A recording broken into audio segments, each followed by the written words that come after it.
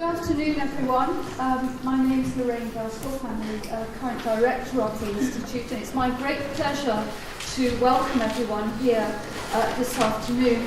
This is one of our 60th anniversary events, and we're very pleased indeed to welcome our distinguished speakers as well as our audience, and it will be a participative audience later when there'll be opportunity for Q&A. When the Institute was founded in 1959, one of the main aims was to establish an interdisciplinary orientation. I think there is much in evidence by way of interdisciplinarity, both former and current staff and students, and the very wide range of research that is done in the Institute reflects that interdisciplinarity. And I think our visiting fellows, our visiting scholars, bring something to that interdisciplinarity as well. A second aim of the Institute was to ensure that we had an international profile, and well over half of our students come from overseas. Our academic staff reflect an international profile too, and our guest speakers today also reflect an international profile very well, including Rob Sampson, who's going to join us from Paris. Thirdly, when the Institute was founded in 1959, it was indicated that there should be dedication to both basic and applied research. And again, I think this is seen in the very wide range of research that is done here in the research skills and practices in the Institute. We pride ourselves on multimodal research methodologies. There can be no dogmatic slavery to one method or another, and I think today's symposium is very much part of our willingness to engage in hard methodological questions and to reflect on hard possible answers. Thank you so much for coming this afternoon. Manuel.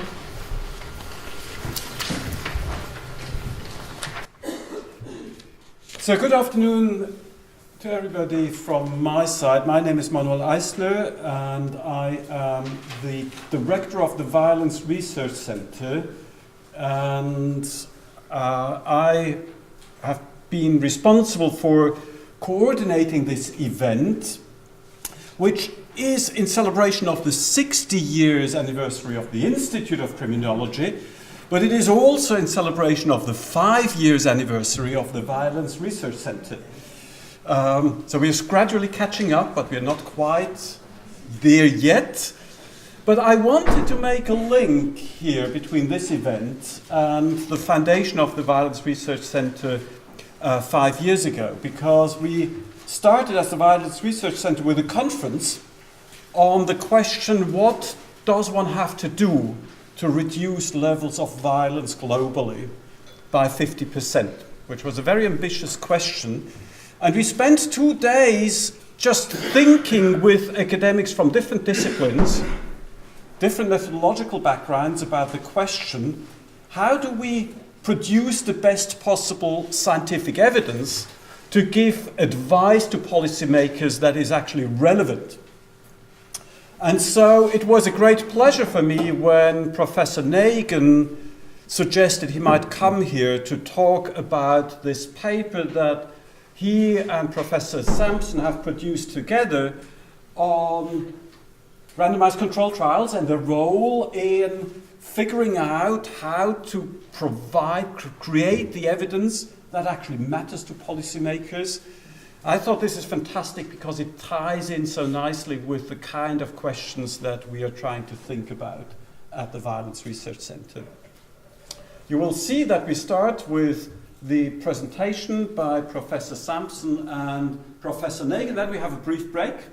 And then we have 4 commentators, Professor Vignoles, Professor Sherman first, and Professor Vignol, then myself, and Professor Karstedt, who will, from different perspectives, comment on the presentation of Professor Sampson and Professor Nagin. You will see on your chair a blank piece of paper. This piece of paper doesn't symbolize that we don't have any ideas, but it is meant to be an instrument to organize, structure the discussion. Because when people just ask questions, usually the rest of the audience doesn't understand what the question is about, and there is always a temptation that rather than asking a question, people will give a second talk. So in order to prevent this from happening, we kindly ask you, if you want to ask a question, to write it down. You can also write down several questions, and then we will select some of the questions to guide our discussion after the talks. So this said, I would like to conclude and hand over to Professor Nagin and his thoughts. And then we will see whether we can bring in Rob Sampson in the middle of the talk. I'm sure we'll be able to get Rob in. First of all, I guess two things. I want to thank Lorraine and Manuel for organizing this event. It's an honor to have you come here and be able to speak to you. And I also say that when I'm asked, what are the few places on earth that are your favorite places to be in? And Cambridge is always one of them on my list. It's always a treat to come back here. So the title of the paper that Rob and I wrote is shown here, The Real Gold Standard, Measuring Counterfactual Worlds That Matter Most to Social Science and Policy.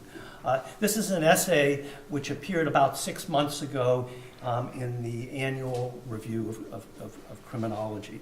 And so let me begin by trying to put what we're doing in context. Some time ago, Rob wrote an essay in which he talked about the causal revolution in the social sciences. And that's manifested itself in different ways in different parts of the social sciences.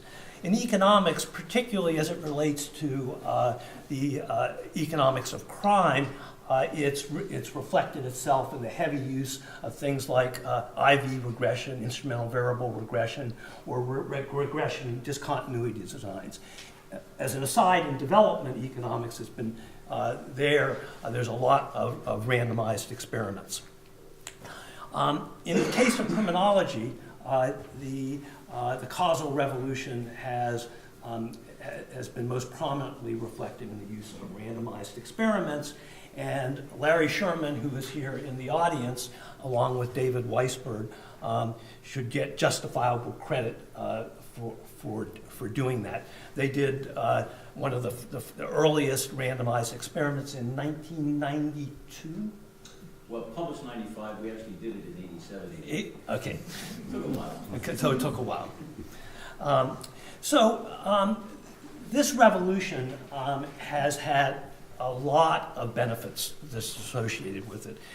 And now, in the social science, we can be, there far greater, more rigor is behind causal claims. There are many things, I'll say, speaking for myself, which I published early on in my career, which could no way in the world get published now by the standards. So this has been a really beneficial and salubrious outcome of this. But there have also been costs that have been associated with it. And in the essay, Rob and I described this as causal narrowing. And you can read what's on the slide. But what's happened, we think, in causal narrowing is that the singular focus on being able to justify that you've measured a causal effect has created too much focus on method as opposed to what's actually being measured. And in the case, in making this point, I'll not now focus on criminologists, but actually at economists. I can't count the number of times that I've been in presentations by economists using IV regression or regression discontinuity designs in which they've rigorously tried to make their arguments about that they've measured a causal effect, and I am sitting there scratching my head and saying, who cares about what you've measured? Why is this important to social science? In the case of criminology, it's come through, I think, in a more subtle form, which Rob and I developed in this essay, where is that in the effort to say you have a rigorous, you've really measured a causal effect, the focus tends to be more, again, I credit people for doing this, on replication, of saying, well, we've measured this effect in Pittsburgh, Pennsylvania, where I live. Does it apply in Cambridge or London or Paris or Bogota, Colombia? And that's useful, but it's still not measuring the kinds of things that Rob and I think should be measured. So for the rest of the time I'm speaking, keep in mind that what Rob and I talk about in this essay, we're not panning experiments. We're simply saying we need more than experiments to measure some very important social phenomena. So, a bit on the present controversy about experiments. Rob and I are not the only people who have written about experiments. Probably, one of the most prominent person who's been critical of experiments is Angus Deaton from Princeton, the economist at Princeton, who won as a Nobel Prize winner. And he recently authored an essay in Social Science and Medicine with Cartwright, with a lot of commentary, and the kinds of issues that they raised would be familiar to anybody who's run experiments. They talk about the cost and difficulty of mounting experiments. They talk about the problem of non-compliance, issues of external validity, treatment effect heterogeneity. Our contribution, that is in the essay Rob and I wrote, we believe complements this, and our contribution is we want to talk about what experiments don't measure is differences in counterfactual worlds resulting from a sustained system-wide treatment. And we go on to describe a research program to be built on top of experiments to address some of the issues that we feel experiments are not measuring. So, and the illustrative examples we give in the essay are hotspots policing and experiments involving giving housing vouchers to poor people to move out of their neighborhoods into more prosperous neighborhoods. And these were experiments that were done in the US, and it's called the Moving for Opportunities program. So maybe begin by saying that this is the one equation and only equation in this slide, is there are two interpretations of what's typically called the population average treatment effect, which is measured by this expectation. So if we think about this in the context of hotspots policing, where for those of you who are unfamiliar with hotspots policing, again, Larry, back in the 80s, you can give me the date, was one of the first to observe that crime, even in high crime neighborhoods, tended to concentrate at very discrete locations, like a problem bar or a street corner or so forth. And that prompted the idea that he and David Weisberg followed up of what happens when you concentrate policing at these hotspots. And so what we might think of as Y sub 1 is what the crime rate is at hotspots which are subject to intensive control activity. And Y naught is what the crime rate would be at those hotspots if conventional policing practices were held, and we want to measure the difference in crime rate between the two. And there are two interpretations of this.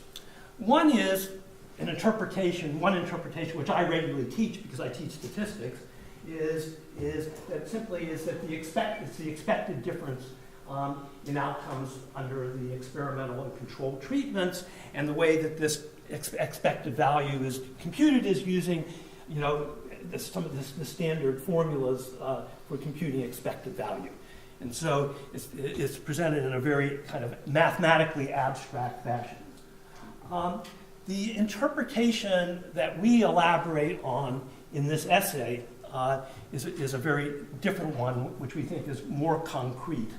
And it's the expected difference in outcome between two distinct, this is what we mean by counterfactual worlds, one in which the experimental treatment is universally made available in one world versus one which it is universally withheld from that world. Now, when I talk about universality, it doesn't mean that everybody is treated.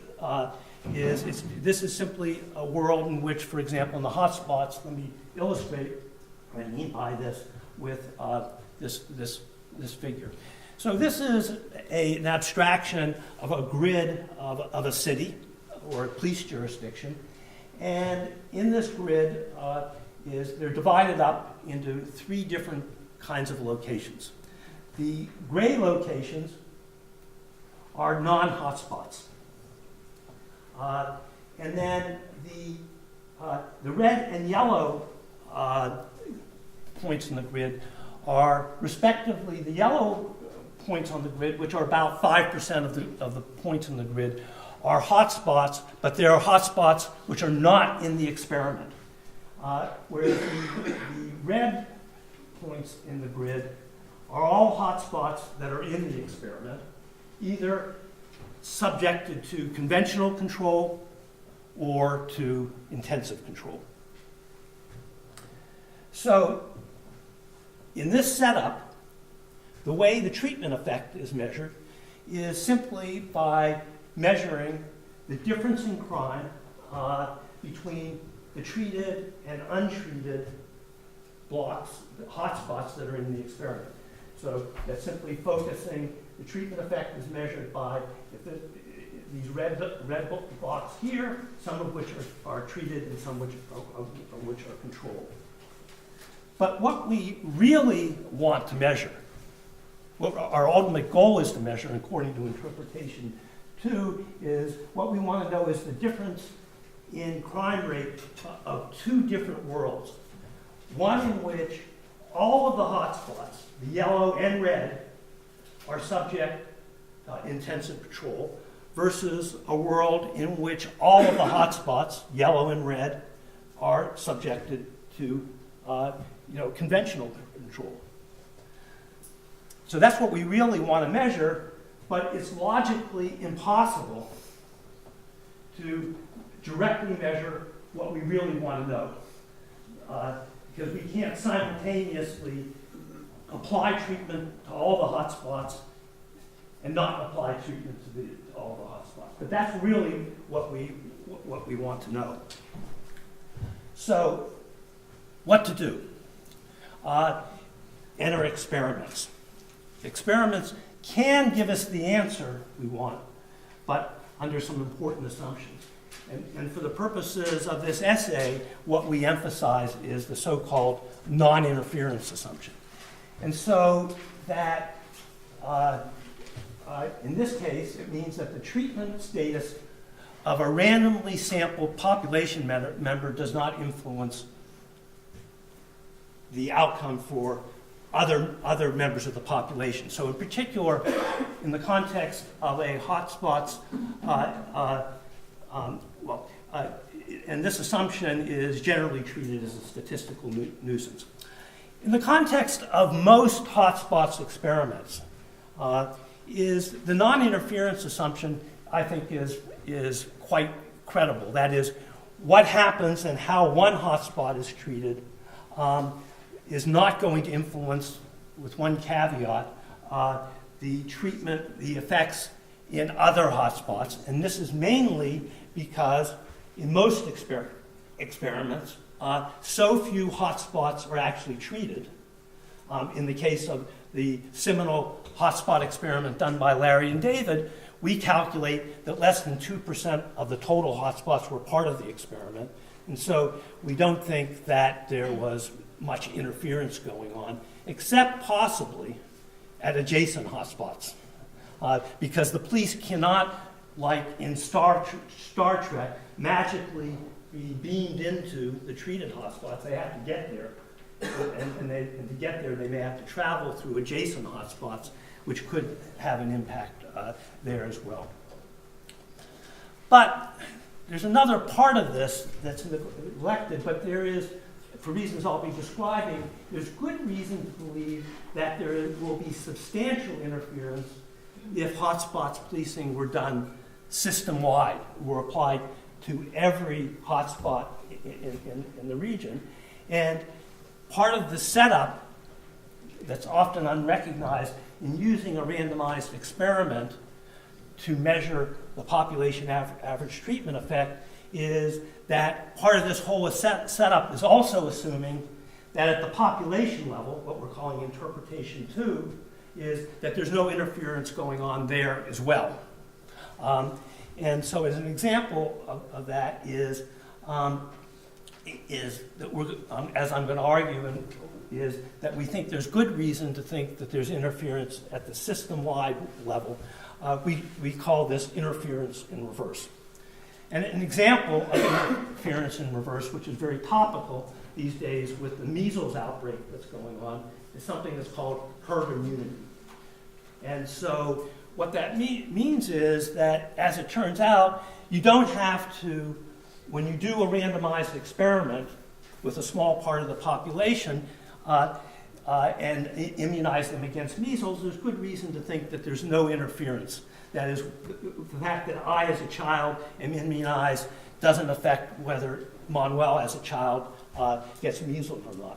But if we do it system-wide, then we get because of interference, we do get what's called herd immunity. And in fact, only by various estimates, in the low 90s to 95% of the population has to be immunized to protect everybody, including people who were not immunized. So some evidence from hotspots policing experiments. As I indicated, the reason the initial hotspot experiment by David and Larry was so important was that it triggered a continuation of this in many different places, and by and large, most of these experiments found that hotspots policing was efficacious.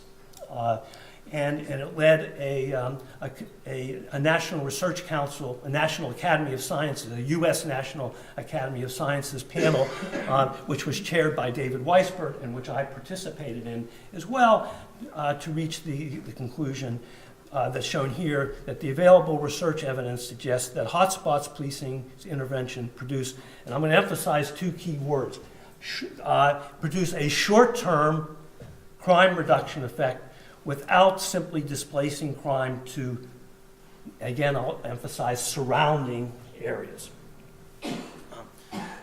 So why might, in the context of hotspots policing, we expect to see interference in reverse? That is, things happening system-wide that the experiment itself is not measuring.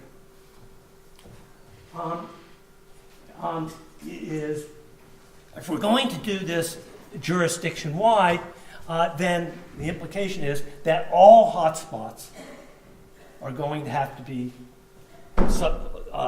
subjected to a more intensive patrol. And to do that, the policing resources to do that, have to come from someplace else. That is, from the non-hotspots. And what the experiments are not measuring is what is the impact of reducing the police presence at the non-hotspots at the crime at those locations. And so the logic of this is that if intensive patrol, more intensive police presence, which the hotspots experiments do demonstrate, decreases crime, there's a reverse to this. If you reduce police presence elsewhere, what's going to happen there at those locations? And that's not measured. The experiments also don't measure displacement to more distant locations. That is, to areas that are more distant than adjacent areas. And particularly for crimes with an economic motive, that are driven by, for example, drug markets or the sex trade markets, there's good reason to think that there's going to be continuing incentives to provide those services, and that they might, those hotspots might migrate. There's been one experiment which was recently conducted in Bogota, Colombia, which is noteworthy for the following reason. It's by far the largest hotspots experiment that's been done anywhere. This experiment involved more than 2,000 hotspots in Bogota, Colombia. The results of this experiment, they reported, first of all, they found no statistically significant reductions in crime. And they also reported that they found substantial evidence of interference. Now, I can't say as a personal matter that I'm yet completely convinced by the results of this experiment, and I think Larry may have something to say about it as well. But I do think it is a cautionary argument for the points that we are trying to make. Another, and I think even more important factor which is not measured is the long-term impact of sustained implementation of hotspots policing. Most experiments that have been done have all been less than 1 year. And so therefore, they're not measuring these long-term impacts. And there is evidence to suggest that the long-term impacts of crime reduction can be absolutely enormous, in this case in a positive sense. And as an illustration of what I mean by this is there was recently an experiment that was completed in Philadelphia by some folks at the University of Pennsylvania, and basically what this experiment involved was cleaning up abandoned property, which was which had been filled with grass and it was trash and was overgrown and so forth. And simply the experimental treatment was cleaning it up, returning it just to a sort of a basic grassy state, nothing fancy beyond that, versus leaving it as it is. And what they found is in this experiment is that in this short-term experiment that there were significant reductions in crime. Gunshots.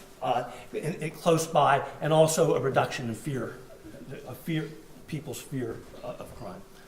And the reason I emphasize this valuable experience is that it tells us something that was over the short term of what the long-term impact can be of crime reduction, however achieved, either by policing or other measures.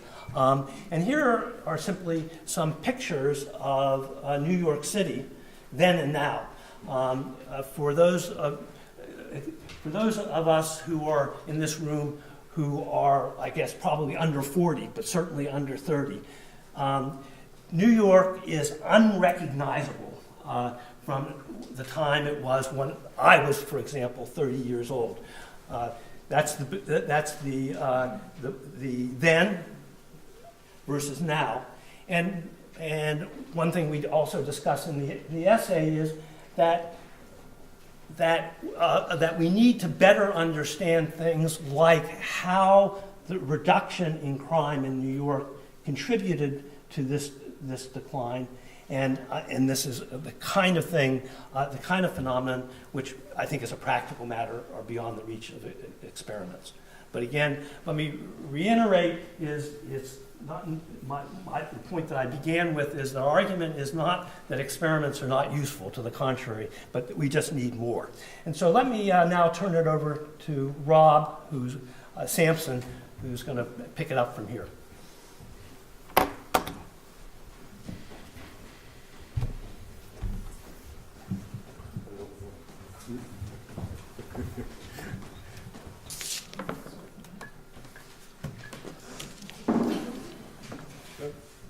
Okay. Yes. But you can't see the slide. Hello. Can you hear me? We can. Okay. Yes, but you have to show the slides. Yeah, I will. Okay. Just wanted to say hello and say greetings from Paris. I'm sorry I can't be there in person. I'm here at Sciences Po and had some obligations that prevented me getting there, but I'm glad to come in virtually. So let's see if this works.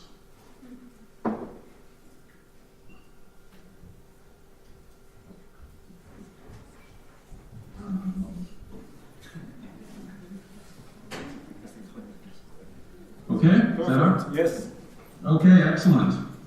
All right, so I'm going to pick up from where Daniel left off with regard to his discussion of the role of hotspots policing and turn to a second example, which, as he mentioned, has to do with housing voucher experiments, particularly the moving to opportunity.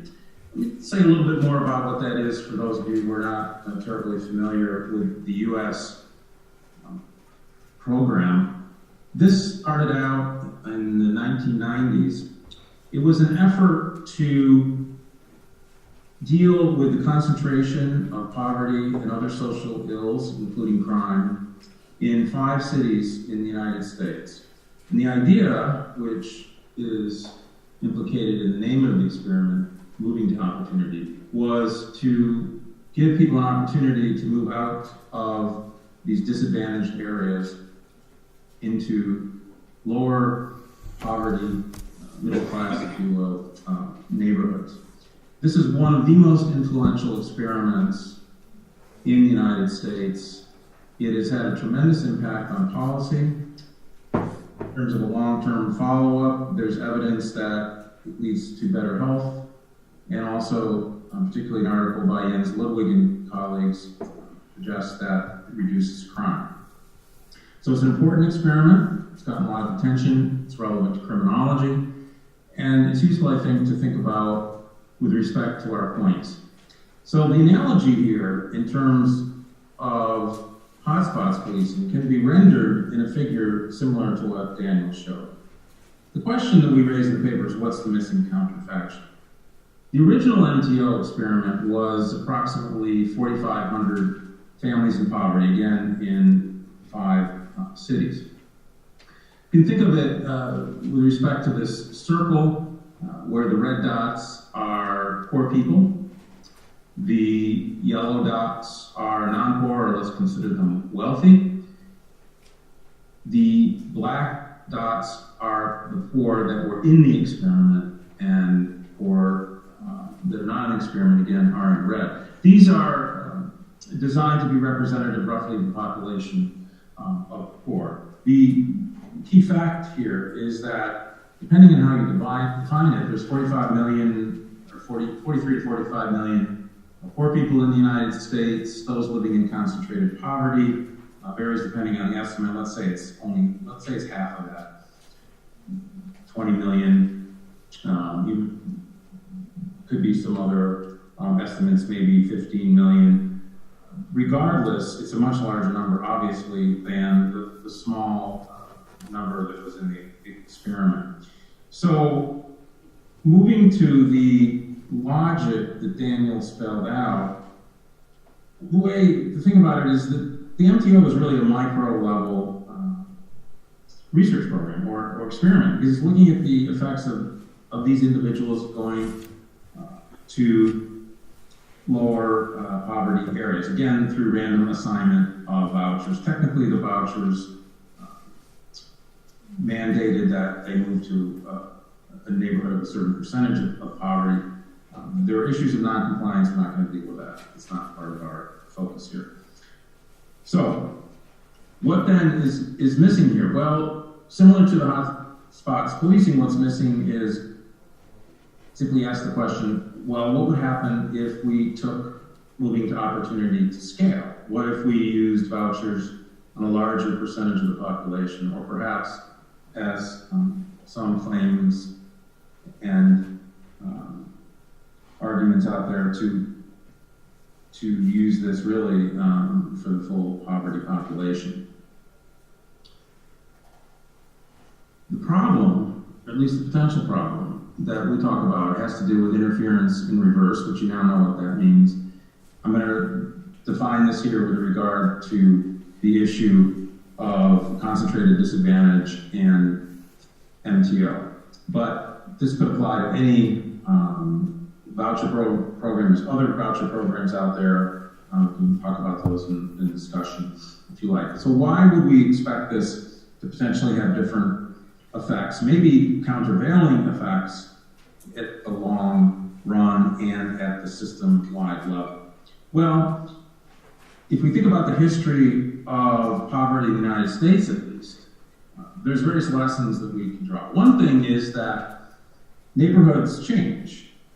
And in particular, when you are inducing change through an experiment, one has to then address the question of, do the neighborhoods that people move into remain the same? Because the logic in the experiment is, well, if you're moving to an opportunity area, by definition, it's assumed that that area is one of opportunity, which in a sense is a static assumption.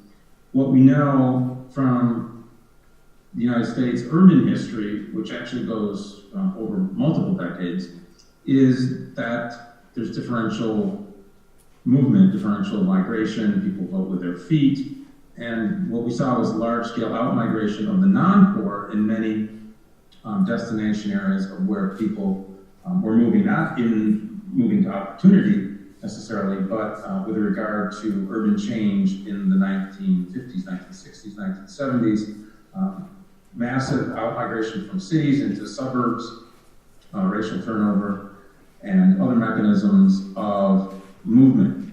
The point being that the neighborhoods, therefore, are not the same. Secondly, more institutional, having to do with economic disinvestment. Dan showed you the picture of the slide of the Bronx.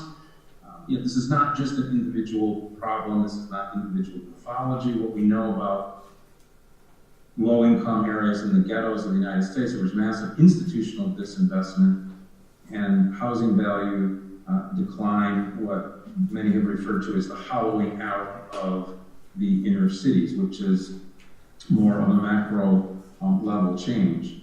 Thirdly, class conflicts and reduced social interactions with respect to the theory behind moving to opportunity was, well, those in low-income areas are socially isolated from mainstream America, really, or middle income or opportunity neighborhoods. You can generalize that concept, I think, internationally with respect to the idea of simply being exposed and interacting with those of higher socioeconomic status, educational value.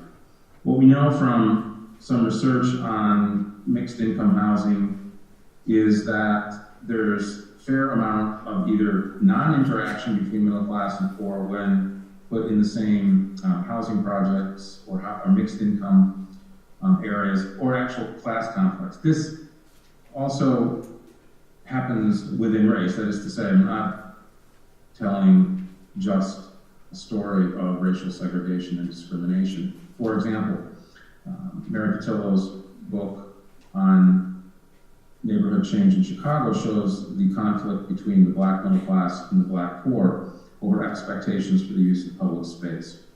Of course, racial discrimination is a big part of what happened in the United States. The concept of the defended neighborhood, which is a concept that the sociologist Gerald Suttles talked about in his work, has to do with the idea of defending or putting up barriers to people moving in. The classic examples being harassment of in-movers, in some cases violence, also racial discrimination against neighbors. Reports of experiences in the MTO were prominent in pointing out that many of the residents, when they moved to better income neighborhoods, particularly among males, black adolescents, there were reports of discrimination or harassment by neighbors and the police. For those of you not familiar with the term NIMBY in the US, not in my backyard, the idea of, yes, we all want certain things, but when it comes to one's own backyard, oftentimes you see incredible resistance. And in a democracy, those with power and voice often win. Zoning regulations, lot sizes, gated communities are all efforts to literally create barriers to integration. And what I will say, too, is that in the United States, but this is happening internationally, income inequality, as Thomas Piketty has pointed out in his recent book, is increasing around the world. In the United States, racial segregation is actually moderately declining, but income segregation is going up. So there's no reason to believe that this is moderating in terms of the social separation by economic status. The point overall is we can talk about each of these different mechanisms, but none of them are measured by an experiment. And that, I think, is a crucial point we want to make. Furthermore, there's macro level evidence, sort of an analogy to what we're talking about, to really drive home, hopefully, the point of just thinking conceptually about social level consequences, unintended consequences, of the sort that individual experiments at the outset don't necessarily envision. And one example of this is the Great Migration in the United States from the rural poor, particularly the black African American movement, which is well known and documented, into northern cities. Of course, the idea, there's many books been written on the Promised Land. It was an early idea of moving to opportunity. The economist Leah Boston has written a terrific book on competition in the Promised Land. This is on labor markets, but showing how once the migration flow became of a certain size, there was intense reaction in most of the northern cities, black migration, which over time, particularly the next generation, hurt labor market prospects. More relevant to criminology is work that takes this the next step, particularly a recent paper, Can You Move to Opportunity? Evidence from the Great Migration by an economist at Harvard, Laura Darenport, who examines, and I'm not going to go into the details of her study, the effects on intergenerational social mobility and the black-white disparities in the United States as a result of the Great Migration. What she shows is that intergenerationally, the negative effects of migration, and the reason being the mechanisms that I've been talking about at the macro level literally change the context in which people move in ways that undermine well-being in the long run. And I think it's useful just to read a quote from her paper. As early as the 1960s, migration led to greater white enrollment in private schools, increased spending on policing, and higher crime and incarceration rates. I estimate that the overall change in childhood environment induced by the Great Migration explains 43% of the upward mobility gap between black and white men in the region today.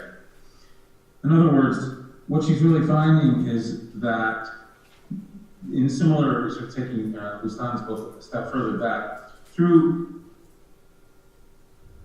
consequences like outmigration, increased basically disinvestment in public education, total turnover of investment practices, increased spending on policing, higher crime rates. This is key, and she's estimating explains the gap. So perhaps overstated a bit, what we're asking here is to reconceptualize the long run and the dynamic consequences of change. And if you think now back to what Daniel was saying with regard to the change in New York City, we can actually flip it. And we can now revisit New York City and think, well, here's a neighborhood now. Would, in fact, it look like this, then and now, flipped to now, and then, as it were, or into the future? I wish to be clear here that nothing is inevitable. We're talking not normatively, and not, again, not what is inevitable, but learning from history, from what actually happened, and how social structures interact with not just policies, but with everyday movements of people and neighborhoods and social interaction patterns in U.S. cities. And as I said, the fact that income segregation is increasing leads us to believe that these mechanisms have to be taken seriously. So how do we do that? As was mentioned, this is not in any way an anti-experiment paper. What it's saying really is that we need another label, another research agenda to map on to experiments, to interact with experiments, to learn from experiments, and as I'm sure Larry will talk about, think about actual experiments at larger scale levels. In the Blattman studies, for example, as well. I think Larry will talk about crossover designs. But in terms of the counterfactual worlds that Dan was talking about in these system level and long-term effects, we argue, in any case, that experiments alone can't do it. We need a portfolio. One, agent-based models. I don't have time to get into the details, but this basically refers to simulations where you have agents and rules and environments, and it's actually been applied in very creative ways in criminology. David Weisberg and colleagues published a paper in criminology, I believe, on hotspots, estimating city-level effects on crime rates. In other words, trying to get at the issue that Daniel was talking about. And that is a useful strategy, we believe, although the particular rules that were enacted in that experiment are limiting, we think. But the point is that agent-based models are useful.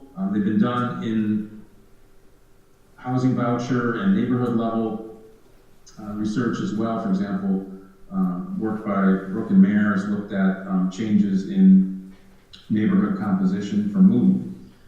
A second complementary approach has to do with more traditional econometric or structural equilibrium models, where one is trying to estimate parameters of population with regard to the macro level. And there's evidence here that's useful as well. I'll mention that in a minute. But I think just to be concrete about it, in terms of hotspots policing, what we're really proposing here is that we're interested in jurisdiction-wide differences in crime rates with and without specified hotspot policing. And Daniel went over the reasons for why that's important, particularly with regard to resource distribution and then decay effects and potential diffusion. The environmental part, B, is crucial as well in terms of the long-term impact of reductions in crime, potentially on land use patterns, changes in neighborhood social structures that contribute to the collective efficacy of neighborhoods. And here, the long-term changes in social structure and crime rates, I think, is a crucially important goal. After all, one of the major claims, and this isn't just laid at the doorstep of hotspots policing, but one of the claims in New York City is that policing was responsible for the decline. In fact, in one of the most well-known books on this by Frank Zimmerman, makes this argument, but can't refer to experiments actually to make that claim. And it's part of our point. Other factors have to be brought into account.